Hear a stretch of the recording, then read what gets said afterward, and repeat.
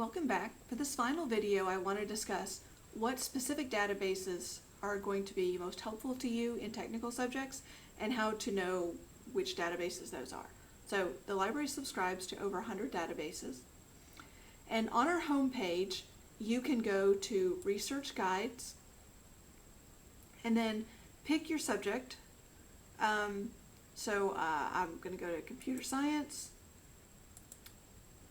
and somewhere on there it's going to say something like Find Articles, eBooks, Videos, and it's going to have a list of the databases that are most likely to be helpful to you in that subject area. So let's just go to biology. Most of them are going to say Starter Guide, and then you see here it says Key Databases. So a lot of times Search Everything, I can't remember if I used this analogy in the last video, but it's like a mega store. It has a ton of stuff. It's all mixed together. It can be hard to find exactly what you need. It's probably there somewhere, maybe, but finding it can be tricky. Databases, some of them are very wide-ranging, such as Academic Search Complete. Just about any topic is in there. Some of them are more narrowly focused, and that can be quite helpful. So again, if you want to use an individual database, but you're not sure which databases to use for your subject area, then you can go to our LibGuides.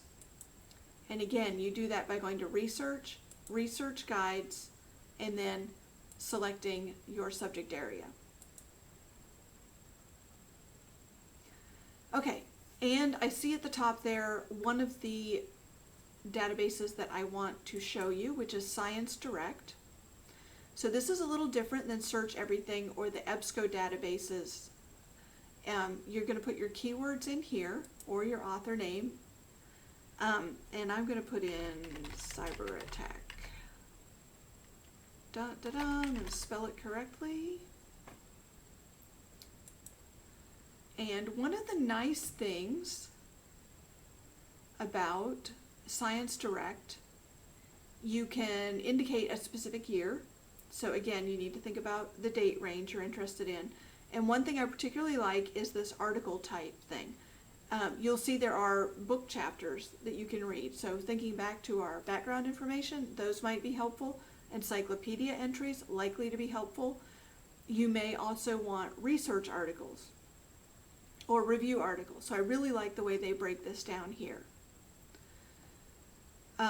The thing I'm not crazy about with ScienceDirect is there's not a handy cite button, and there's not a handy way to save the article. Having said that, sometimes they add things when I'm not looking. They do have export here, but it's not the same. So I generally end up just downloading the PDF this way. So not keen on that, but really like the way they break up the information. Okay, so these are key databases. Academic Search Complete, again, is wide-ranging, and you'll notice this looks a lot like the Search Everything that we used in an earlier database, but the database name is up here, Academic Search Complete.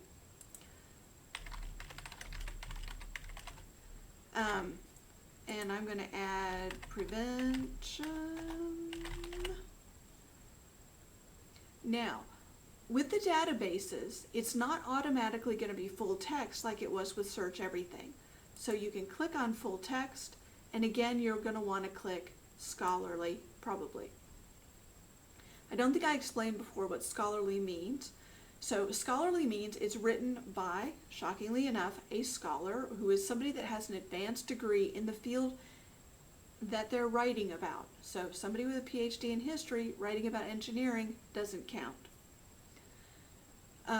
Peer-reviewed journals are journals where somebody has written something in the subject, and then when they do the writing, the journal sends it out to other experts in the field to look at what they've done and look for flaws in their research. Was the research well designed? Did they do the math right? Did this make sense? They look and make sure that they did actually do a quality job.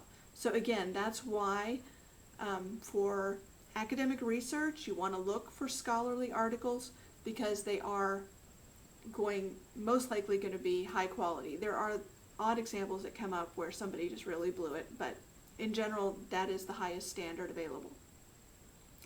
Okay, so I've clicked full text, I've clicked scholarly, I've put in my keywords, I'm going to hit search,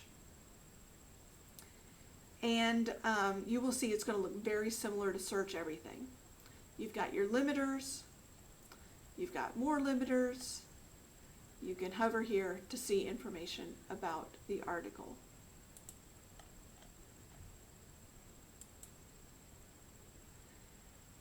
A lot of the databases are going to look similar to this.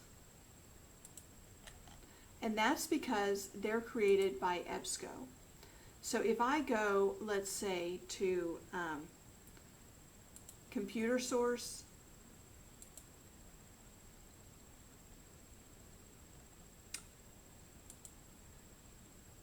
it's going to look pretty much the same, but the title of the database is up here. They're not all going to look like that, however. So, for example, if you're looking for a medical or biological, biology-related topic, where'd it go? CINAHL with full text is a good database. Oh, and it's also EBSCO. So there you go. A lot of them are going to look like this. But that doesn't mean that the content is going to be the same. They draw from different journals. So let me just do one more that looks different. JSTOR. These Joe videos can be very handy, by the way. Okay, so if we look at JSTOR, you can see that this one does look different. But most things are going to have your basic search box. A few of them are going to want to show you stuff you can't access. So there might be a box you need to look at just to limit it to things that you can immediately access. And they're going to have different filters, different kinds depending on the database. And again, okay, so I wanted to keep this brief, but to go back to me, if you have any questions or problems finding information, sources for your article, I can be a source. Please feel free to contact me. I'm happy to get you started. Can't do all the research for you. Obviously, I really have not had a student ask me to do that. But we really don't want you to get frustrated and bogged down. I've had that experience in my undergrad program. It's not fun. So please don't hesitate to contact me if you need help getting started on your research. And one more quick note. There's this Ask Us Now button. So if a link's not working, or you're finding something you don't think is quite right, or you just have a question, please feel free to use this. Ask Us Now sends it out to all of the librarians and the staff, so the best person for the job can get back to you quickly. You can also always email me directly. You can get my email address on the library homepage. All right, well, thank you for listening to these. I hope they're helpful to you. Good luck with your studies this semester, and I look forward to a time when I can meet you and work with you face to face.